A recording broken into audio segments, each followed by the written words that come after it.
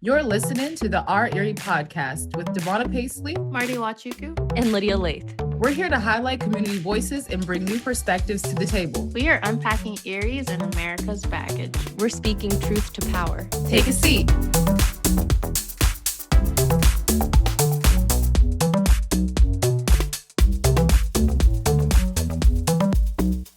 Hello, we're back. First off, I'm back. I'm excited to be back with the lovely ladies. No, really. From her lover's getaway.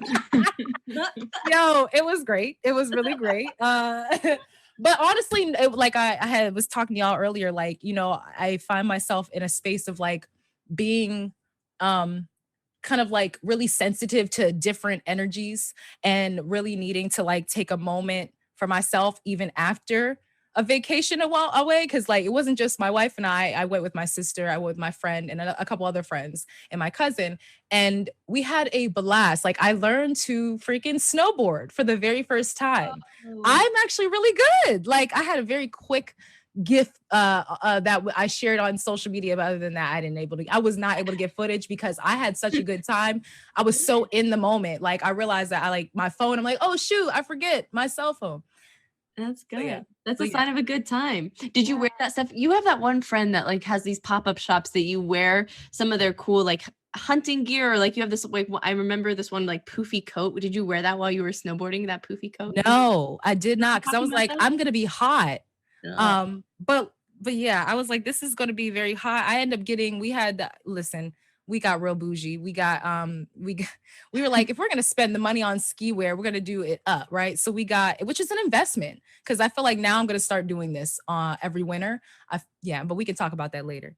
But yeah, we got some nice weather. The brand was Montec, I believe, which was apparently a good brand. So I was like, yeah. It would keep me warm, but it was like it wasn't a big coat. I just wanted something like chill because I knew it was going to be hot. Right. And I wanted to also look cool. Obviously, you want to look a little cool. But yes. I wouldn't know about that. You are cool. What you mean? So first off, we didn't even do a proper introduction. That's my bad. I just jumped in. So I'm excited to be back. And so we got Lydia here, we got Marty here, and DaVona. Hey. And we're about to jump into it. Yeah. So I'm wondering how y'all are doing. Good. You were talking a little bit before about like feeling like wanting to be enclosed or like enjoy. Yeah, I'm a hermit. I've been definitely there. I've read all I've been doing if I'm not working is reading. I've read 15 books so far. And yes. Last year I only read one, and like at the beginning of last year I'm like, I haven't been reading, but now I'm just reading. Self-care, I realize for me now also means being off social media, and I've really embraced that. I feel like I'm missing out on news, so I'm going to subscribe to the newspaper. I'm going to go like slow media. Nice. I've been connecting with myself. I've been reading a lot of different books, but also I always kind of had a side eye for self-help books. But I'm starting to read some of those and feel like, okay, there's wealth of knowledge in here, and like investigating who you are, like guide you in investigating yourself. It doesn't, not all of them necessarily tell you what to do, but that guided investigation of like yourself and your worth and your relationships to other people has been something that I've been really enjoying.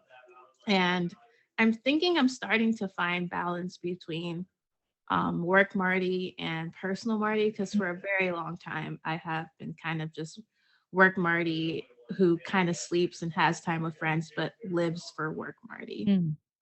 So that's where I am. I'm finding myself. What an exciting place to be in. And I feel like DaVona, I mean, you were talking about this earlier, and I'm only bringing it up because I think you said you would be willing to talk about it, but it sounds like you're kind of having a similar reawakening now with your name. Would you like to share that with us? Absolutely. If not, we can cut this. No, that's fine. Like, so I like that we are diving into that, because it was a really interesting conversation earlier just about, wow, I think one, I'm going to say it's so important to live in your truth. And it's so important to share things that are super vulnerable in a space, though, with people that will receive it and really fill that cup for you. And I oftentimes I find myself in these conversations able to do that. And I'm grateful for our conversations, and I'm grateful for our friendship, because it has really shown me that I can be vulnerable and I can let people know how I feel in experiences that I've had. And so that's my segue into the very beginning, our conversation before we started this recording, y'all. We were talking about my name. I had apologized because people are seeing my name now as I apologize, but I'm gonna tell you why I should not apologize. But I apologized to Lydia and the group because I said, y'all, I keep changing my name back and forth.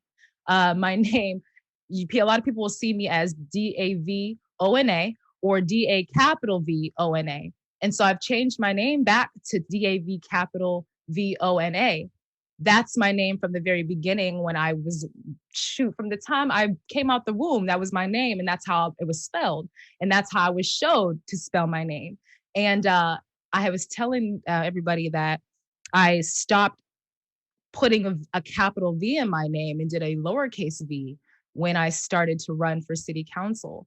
And the reason why I did that, in all honesty, was because it was to make sure that I didn't want to explain my name, why my name was a capital V. And I think a lot of people don't understand that when you are a person who has an ethnic name, it's intimidating because you want to kind of fit in a box and you want to assimilate. And what I did was assimilate. What I did was try to fit in a mold to make myself more visible and not look too, and this is really being real transparent. I'm sure a lot of people can relate to this, but that's how I felt. And it was definitely, I will say, I had said honestly, to appease white folk. And why?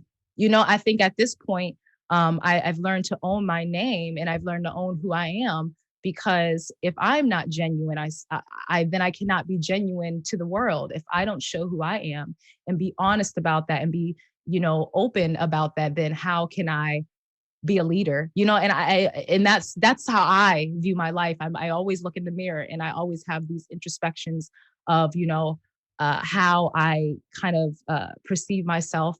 And I think sometimes we have to be honest about there's masks that we wear.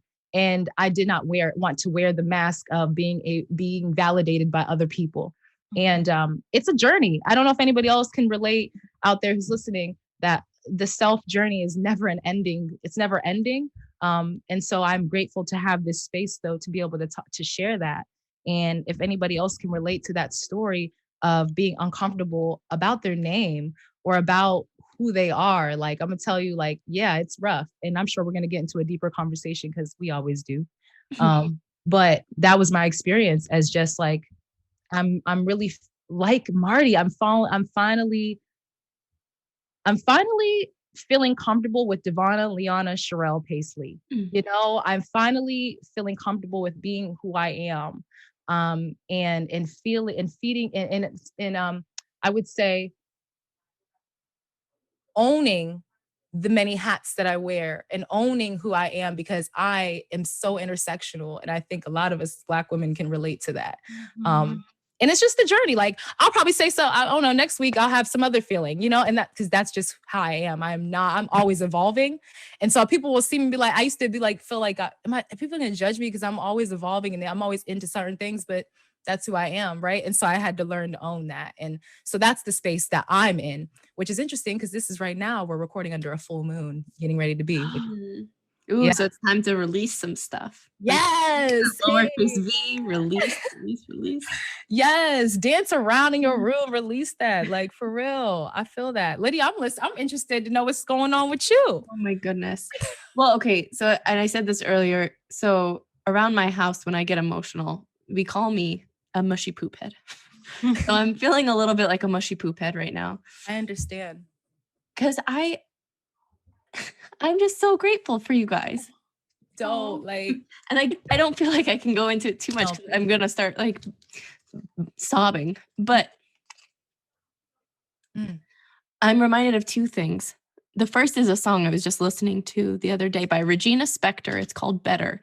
And one of the lines in the song is, if you never say your name out loud to anyone, they can never call you by it. And just that, what you were saying about living authentically and being your most authentic self. And that, even when we are doing things to seek validation, we'll never be satisfied by the validation we get if we're not being ourselves, because they're validating a version of ourselves that isn't true. Right. So then it'll still feel half full, or it still won't feel validating because they're accepting a version of you that's not even true. So that was one thing I was thinking of when you said that. And the other thing, and I brought this up earlier when we were talking, but I think it's so important for folks, especially as the white person in the room, as someone that, that has privilege in certain spaces, as someone that has a name that usually is pretty easy to, pronounce, but that I just wanted to remind you or to other people, like, you don't have to carry the burden of judging yourself for times when you felt you needed to conform, because that is a system you did not create, and it's not a system that you are responsible for. And that whenever you choose to become your authentic self, or to bring another version of yourself to the table, is beautiful and great. But there's no shame, there's no guilt, there's no embarrassment about choosing to alter yourself. You shouldn't have to. But people, we feel that pressure, and that pressure is historical, it's systemic, it's generational, it's the weight of for depending on people's identities, right? It's the weight of the intersections of all the different identities we have, whether it's the weight of being a woman, or the weight of being Black, or the weight of being gay, or transgender, or having a disability, or having a different religious background than the dominant, like, Judeo-Christian background, like, whatever that is, we're constantly bombarded with pressure to be something that we probably aren't fully.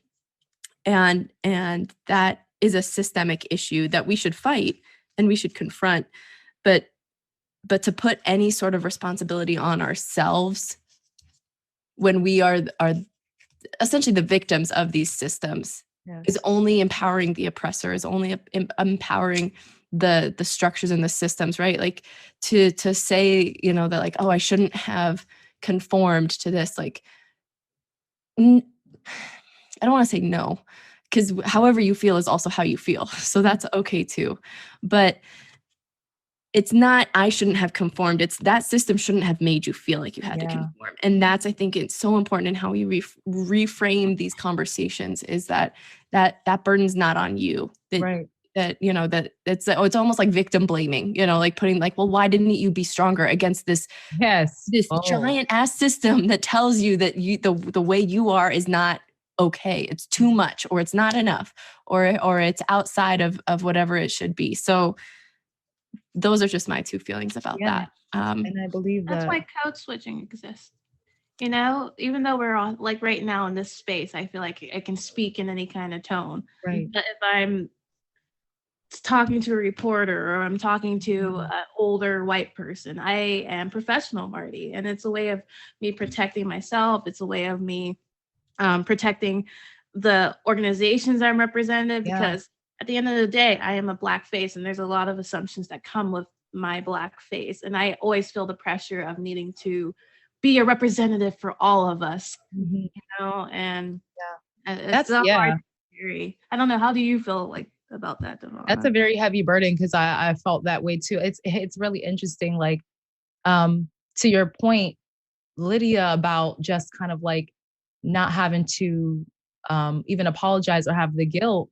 It's interesting because I think that's a form of, like, loss. Like, I really feel like when I'm in a stage of, like, when you kind of about to release something, you go through the stages of, like, grief, or, like, I don't know. I feel that, like, yes, there's that.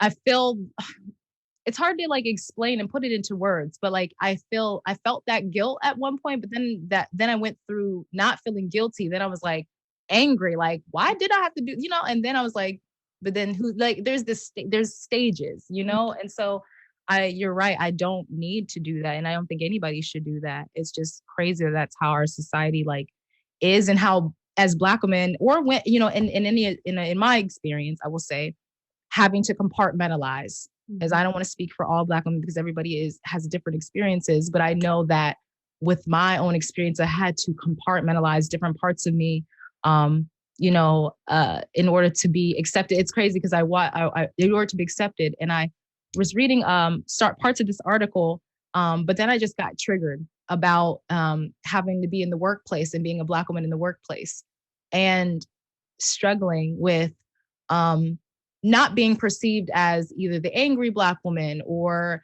you know, the one that's maybe too boisterous or, you know, the one that like, you know, it's so hard because I've been there, you know, and it's frustrating because when do people ever see you for you? But I had to stop seeking that validation and realizing just be who I am.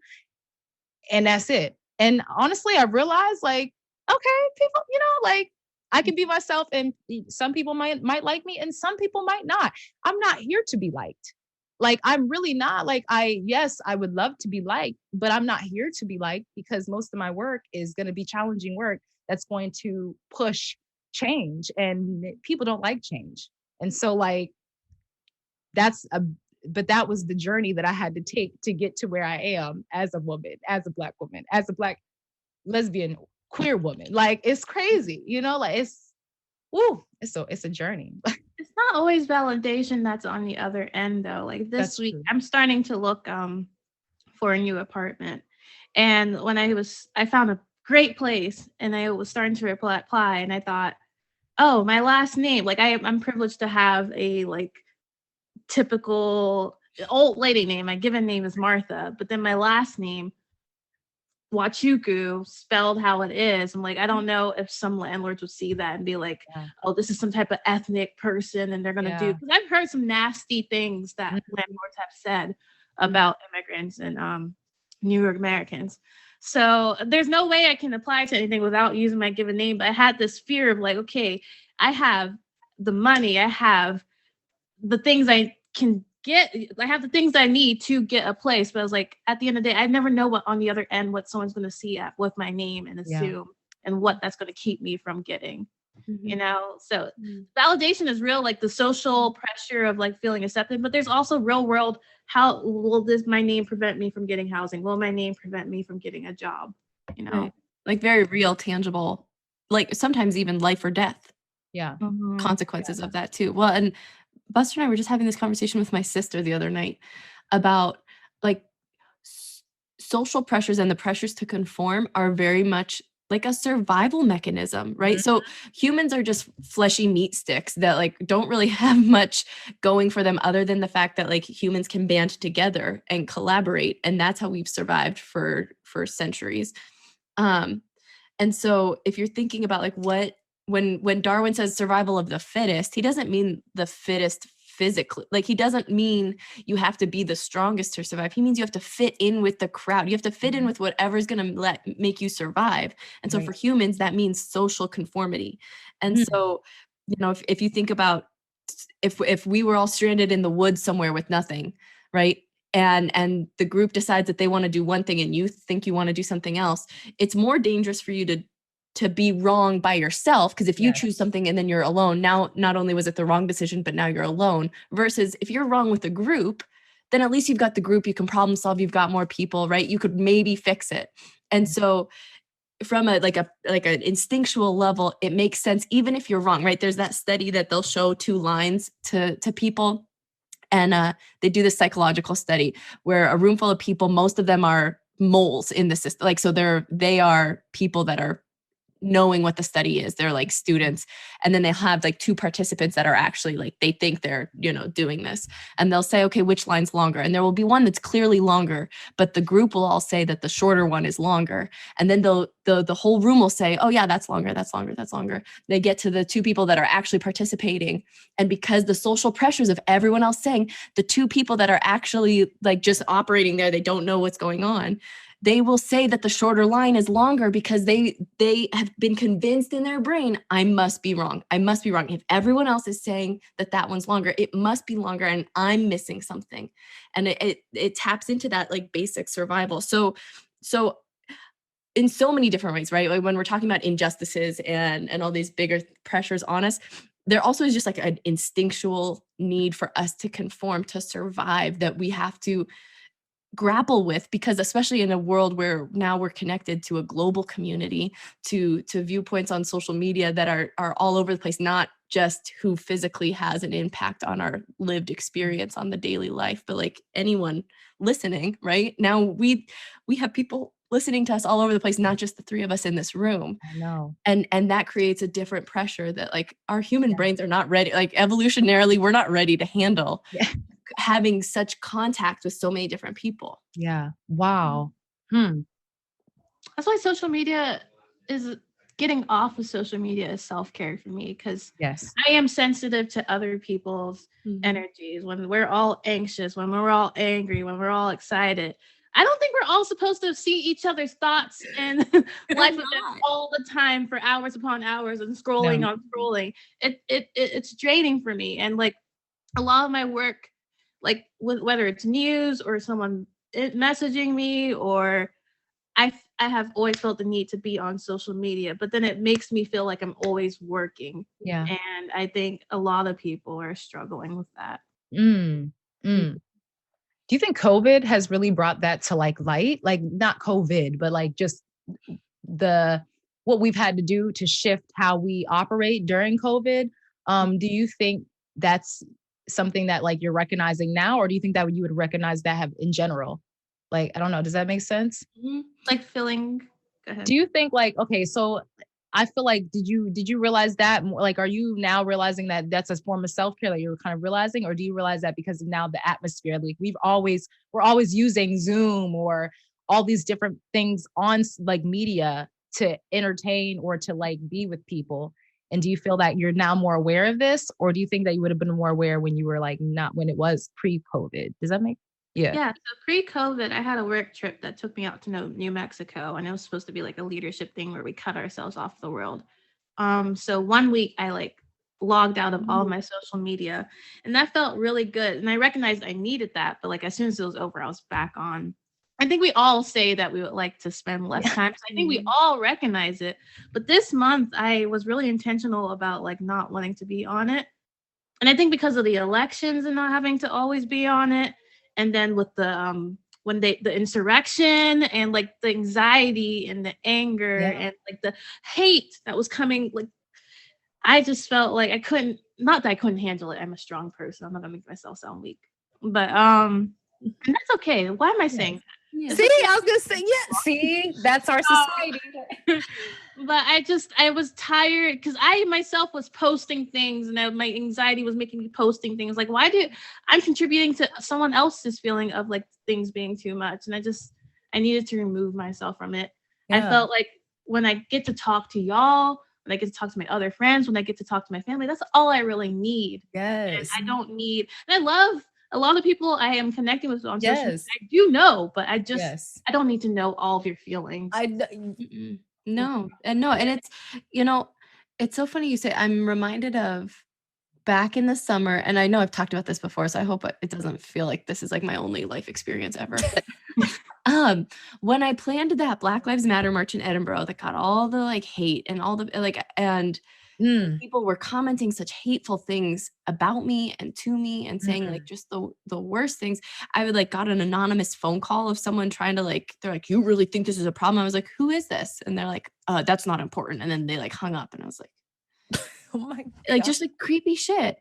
And I remember feeling so overwhelmed and terrified and anxious. And I still I was like, I can't avoid it. Like, I'm not going to end it just to avoid this discomfort.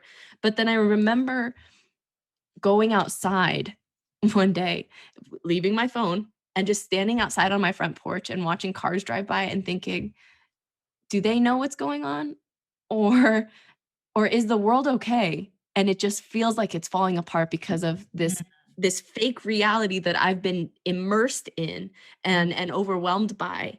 And that really, it opened my eyes to like the importance of not for me at least, not only getting away from my phone, but like being outside. Like I remember I laid outside in our backyard, and I decided I was going to do this like mindfulness thing where I would just in my head, I would try to to drown out any other thoughts just by talking about what I could see and feel and what was happening around me. So I remember I like laid down on the grass and I was like, oh, this grass feels like prickly and it's really green. And then I like looked up at the trees, and the sky was like super blue with clouds, and the leaves were moving. And I started thinking like, I totally understand why people thought that things were like living, like that trees were, I mean, trees are alive, but like that trees were alive and controlling themselves because things are moving and like things are happening around me all the time. And I just remember in that moment feeling like, if there's wind blowing through grass right now, then the world can't be so bad. And I don't know why that felt so comforting to me, but like, if the sun is shining and wind is blowing and moving the grass and making it look like the grass is alive, then maybe the world's not going to end this weekend when I do this march, and maybe things will be okay. Yeah. And I think those moments are really important. And I think that those can come from different things for different folks. But like for me, that was really powerful. That's very powerful. And what I also hear from that is like, and y'all can relate, because I got into this more now about with more community advocacy. Like y'all been doing community advocacy work, and I'll now include myself. And they're like, we've been doing community work. And when you're aware of the things and the challenges that people face, it's hard, because you're like, yes, this is like reality is there's so many people who are needing help, needing support, that are struggling. Like even the spaces and the work that we do, that you can never turn off. Like activism is not something you turn off. It's not like you go out, you do a couple things and for some people, but for me, I feel like deep work is like never done. And it just is like everyday experience. And I think that what I hear from all of us is we're trying to find space where we're also leaving space for ourselves and grounding ourselves, because it's very difficult at times where you have to make sure that you're fighting and advocating for others who don't have the ability to do for themselves. Almost makes me want to cry.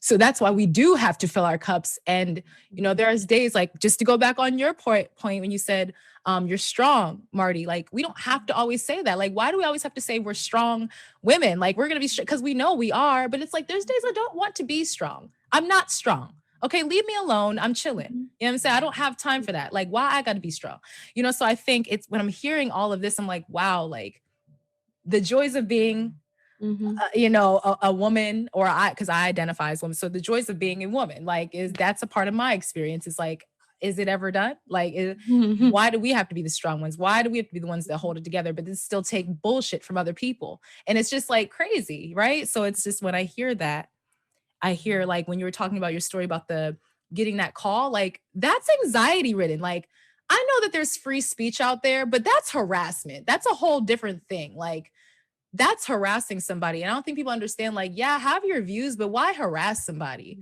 and make somebody like scared? That to me really pisses me off when I heard that. Cause I'm just like, and especially the weight for like women, I don't know. Right. Like you're calling a woman like, I just really can't. It gets on my nerves. Like, right. And like, and you could just like, it was an older white man calling me to be like, you really think racism is a problem here? I'm like, the fact that you're even calling me anonymously, sir, tells me it is. Like, yes. Period. Like you're doing the work for me. Thank you. You're exposing yourself. That's what I need. That's exactly. So, it's, I do think that there's something to be said about like being passively strong. Like, I don't know. To me, there's a difference between being strong and being impervious.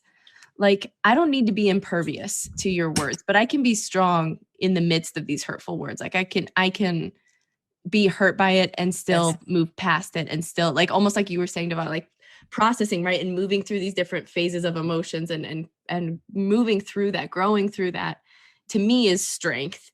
Yeah. And that doesn't mean that I can't say like, I'm chilling today and I'm doing this, or I don't have time for that, or that hurt me. But yeah, I think you're so right that people of any sort of like non-privileged status, so whatever that looks like, are like, anytime they're not happy, impervious, like then it's their whole identity, right? Then if you're weak, then like that's your whole identity, is like being this weak woman or being a pushover or whatever that looks like for different folks. But like, and this isn't an epiphany by any means, but like straight, cisgender, able-bodied white men of a certain class status are allowed to be complex human beings and everyone else is not. Right? Like we're just complex human fucking beings. All of us are. A lot of different feelings. We're allowed to grow. We're allowed to change our minds. But like we're taught that like that's not allowed. You know? And, yeah.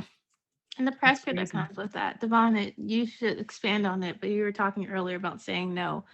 I'm still struggling with that. Like today Lydia, we talked earlier. I said I was off or I was working, but I was like, no, I want to be off. Like, yes, this is going on, but it's people are handling. I don't need to be involved with everything. Right. And then people are calling me and I know they want me to do this or answer this question. It's like, why am I always the point person for these things? And I always feel like I have to say yes, or I have to connect people to people, but it's like, no. The world was moving before me. When I'm off, I should be allowed to rest. I should not feel, and it's me putting pressure on myself. It's not like the world is actually putting pressure, but I always feel pressure as a young person and as a Black person, as a person new in this field, that I have to be perfect. I have to talk to everyone. I have to meet with everyone. I have to do everything. I have to make sure everyone is happy. And I think that's why this year I'm just like, I can't do it anymore. No. I have to not show up to some meetings. Even though I love you, I can't show up to a meeting that you're doing this event. Really impressive. I feel that. I can't be there physically for the march. I need to take care of myself. I need to investigate myself. And it's hard being like, I have to be selfish. But I haven't been selfish for a long time. And I feel guilt around it. But I can't keep going on like this anymore. Just giving and not stopping. I've been burned out for a long time. Wow. And I honor that. And I thank you for being transparent, because I think you're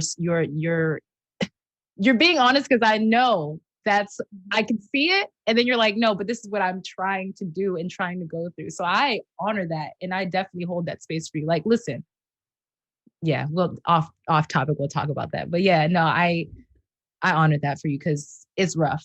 That's how I was feeling literally like last year. Like, and then now even there's remnants of that this year. And I'm learning to like really just honor my space. And when I say no, like in the very, like, and that's when I asked you about the pre-COVID thing. I guess I was asking because from my own experience, I found myself during COVID being able to find space and being able to be like, things being revealed to me that I'm like, oh, I do that. Or, oh, I don't spend time with myself like I really think I should. Like, so COVID has really exposed that, this time has really exposed that for myself. And so that's why I was asking, like, do you think that you had that feeling through this? Like, do you think you would have had that experience before or not? Like, I don't know. That's how I feel. And in the beginning, I wasn't saying no, because I'm like, I want everybody to know that I'm showing up. That's being honest. Like, I'm like, showing up, I'm here. And then I'm like, wait, but I don't have to go to everything. Like, I can say no. I do support in my other ways. But my physical self, my energy, like that is important, because like I view it as, actually, Angel, when I were talking about that, she said she views it as a phone. And I was like, I'm going to take that analogy. But it's like it's like a phone, like you're charging yourself up. You got to charge. Like if your phone is on 5%, it starts to do all these weird things. And when I'm at 5%, I start to do all these weird things too.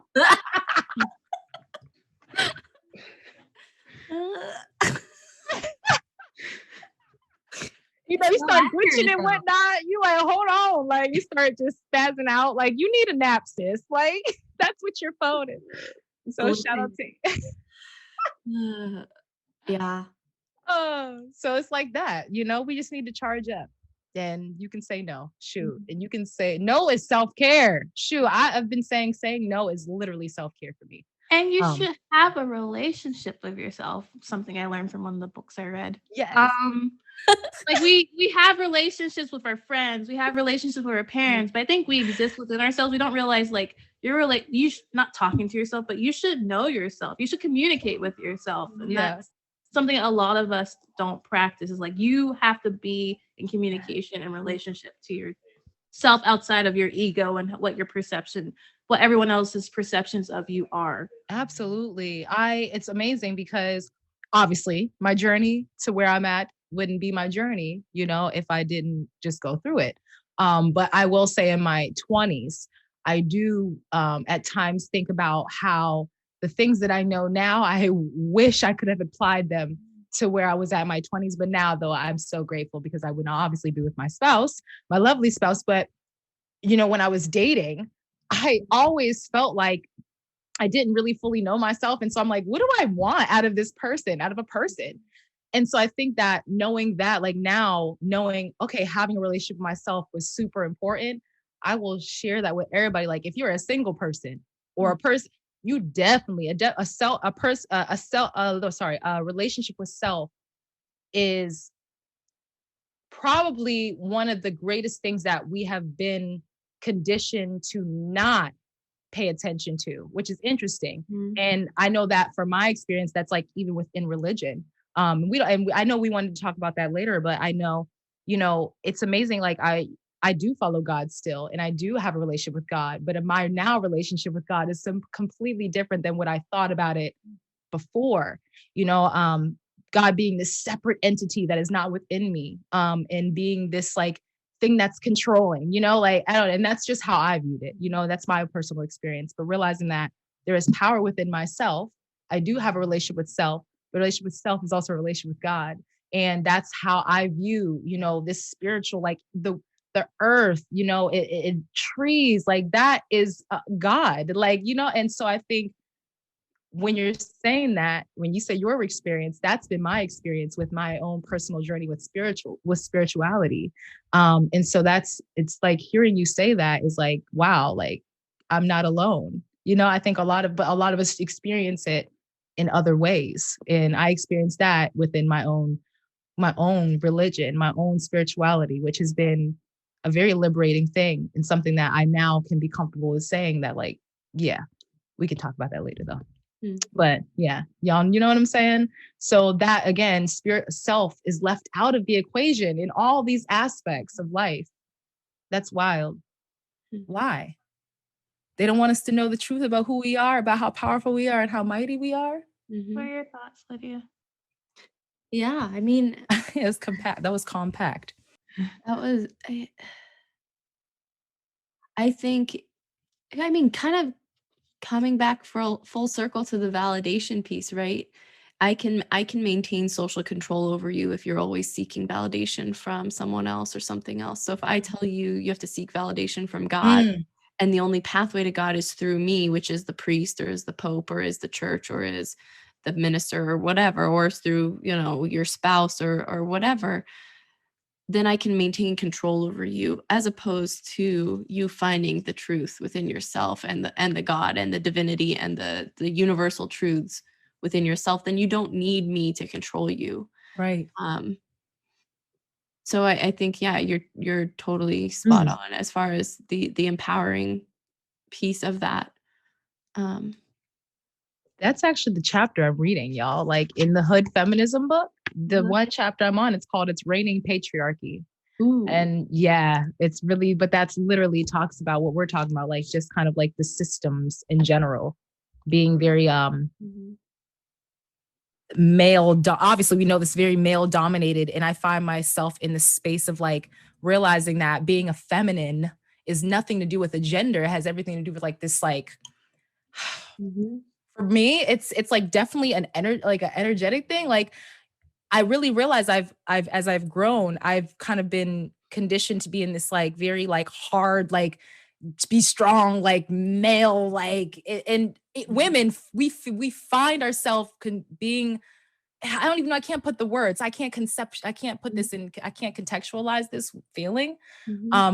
But y'all know what I'm talking about. If y'all anybody want to elaborate on that, like as a woman, well, I would say as a cisgender, you know, birth identified as a woman, like I feel like I've had to put my femininity though also on the side, even though everybody has a feminine and a masculine, which is, you know, and so like I'm still working through that. Like, how do y'all feel? Like, do you feel like our society pushes that feminine out of it? Like, for sure. Like I'm a quieter spoken person, but when I feel like I have to be authoritative and powerful, I have to speak louder, I have to buff myself up, I have to be more masculine, I have to walk strongly.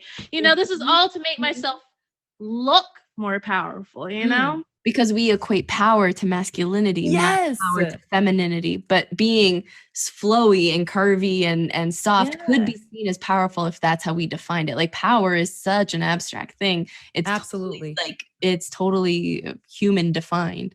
But I think, I mean, on such a just basic level, you see how society pushes masculinity onto literally everyone. Yes. The ways that we even talk about children. So if we think about the connotations of like gender bending in kids, right? If a young boy who is already deemed like he already has the beauty of being a man, right? So he should love that and embrace that. And if he ever shows any signs of femininity or that feminine side of him, like you were saying, because we have both of that, right? If he shows any feminine side, now he's a sissy boy. He's a sissy, which has total negative connotations, right? There's no way in which you could interpret that as being a positive. But if you see women, and when women who are born tragically as women, so clearly inferior, if they start to show signs of masculine tendencies, like wanting to go and be tough or go dig in the dirt, now they're tomboys. And there's not an inherently negative connotation to that. If anything, there's a lot of people, including myself in like my younger years, that would say it with pride. Yeah. Oh, I was a tomboy. Right. I was a tomboy. That's a good thing, because you, despite your inherent lack of masculinity, you aspired to be more masculine, and good for you, pretty little lady, that you aspired to be a little bit more masculine. Right. Or look at the way that that gay men are treated versus the lesbian, that they're, from my perspective, and people could correct me if they feel different, I think there are certain, especially in straight white male dominant spaces, where lesbianism is more acceptable than men that are gay, because it is still feeding into that, like, why would this man reject his straight cisgender heteronormative masculinity, and that, like, that's a violation of that hyper masculinity that they espouse. Because seeing two women is supposed to be viewed as sexy, and it's like, no, we're not a fetish. Don't fetishize us. Yeah, that's disgusting. Straight white men. Well, and I don't know why I keep saying white, because it's just men. Yeah, disgusting. But I love Buster. He's great. Buster understands who he's married to. Okay, he gets it. Okay, Buster knows. Like, he obviously would not have put a ring on the finger, okay? Which is why did we even have to do that? But we did it, right? No, but you know what's funny though? I put a ring on his finger the same time, like a week after he put an engagement ring on my finger. So it wasn't when we got married. I was like, I love that. I didn't know that. Yes. Yeah. And you got a ring too, because listen. And I had kind of joked about it. I was like, well, if I ever, like, everyone else needs to know that, like, you are my property now. I'm just kidding. But it was really like and maybe this is just like stupid and people are gonna be like, Lydia. But that Buster really wanted to wear the ring himself. Like, that was a self-motivate. It wasn't me telling him wear this. And it wasn't him telling me to wear the right. Like, it was like we wanted that for each other. And that, I think, is a truly equitable relationship. You are both wanting that. And it was never like, you have to do this, or you, like, I want you to do this, so therefore conform to what, or, like, just concede to this because I want you to do it. But that it was like mutual. And I think that was really, I don't know, a powerful piece of art. No, that's very powerful. I love that. Yes. Being married, it's a very good benefit. Don't let nobody out there tell you it's not. Like I in our generation, I've heard there's a mix, of why get married, but then there's also like a mixture of like people wanting to get married. So it's just like, it depends on your relationship. Like I can't wait till we have our spouses back on. That's my fault, but yes, we could definitely have a lovers episode. Well, we do need that, because I noticed that everybody has different type relationships. I was like, this is going to be a very great conversation. Everybody and we have, there's a lot of different, we're all different. Intersectionality. Yes. It's so dope. I'm excited for it. I'm actually excited to also talk sometime later about, like, when you were raised, how romantic relationships were talked about with your parents. Like, I wasn't allowed in high school to date. And when I went to college, my dad said, I don't want to hear anything about you having a boyfriend until you have a degree. So that, like, in the future episode, we should talk about, like, the kind of pressure that put on me, but I also want to know, like, my dad said I couldn't, Well, first he said I couldn't start dating until I was married. So that's great. Yeah. And then he said I couldn't start dating until I had a PhD. So yeah, it's fine. This has been such a good conversation. I knew that we could just and have such powerful insight. And again, I just want to say how grateful I am to you all. And I hope that these conversations can lead to conversations that other people can have with their folks that fill their cup. Because I know that this is what this group is for me. And that I hope everyone has that for themselves, whether it's one person or a group or lots of people, but to be able to have these kinds of conversations and be vulnerable and be honest and be your authentic self. And whether you apologize for it or not, because that's okay too. Like however you become authentic, do it and be there. And yeah, thank you for modeling that for us today, both of you. Yeah, you too. Thank you. I just want to give you a hug. Okay, I can't wait till we can physically I'm never letting go, guys. As soon as we get back together, I'm just gonna sorry, it's happening. That's fine. I consent to it. I'm already accepting, so that's fine. I'm making a mental list of people I am willing to hug because I'm not going to be huggy, touchy going forward. I can't. Full-blown germaphobe, not full-blown agoraphobe, but I can't operate in the world the same way I did. No. That is so true. It's so funny. We went when we went to the hotel, there on the paper, on the little paper, it said due to COVID, basically it said never going back, basically, hold on, let me see if I can get the words in my head. So it was talking about how we're in this is our new normal, and we're never going to go back to the same thing, right? COVID has really shown, I hope we don't, I hope we really do look at this and go forward in some ways and figure out how to restructure stuff, which I believe that's happening. But when you're saying that, I think that I'm when the world opens back up again, quote unquote, how will I operate in the world after, not after all this, but during this, how will I operate now? And I like that you said that, you won't be giving a lot of hugs. Me, I will not be giving my energy to everybody. I will, because even hugs to me is a lot. I can feel people's emotions when I hug them. And so you're right. There are certain people I will receive a hug from, and certain people I'm just ooh, I feel it. And I don't know, I don't want to catch, not just catch COVID. I don't know if I want to catch this negative energy. So, I mean, I feel that deeply, because I think that's something that we need to be aware of. We're not going back. We're going forward. We're not going straight. We're going forward. Yep. I feel that. I love y'all. Thank you for sharing. I got my COVID vaccine today. Ooh, my first dose. Yeah. I was gonna ask you, how do you feel? I don't feel any different than if I got a flu shot. And I think that's why, I don't know. I don't feel any different than if I got a flu shot. Okay.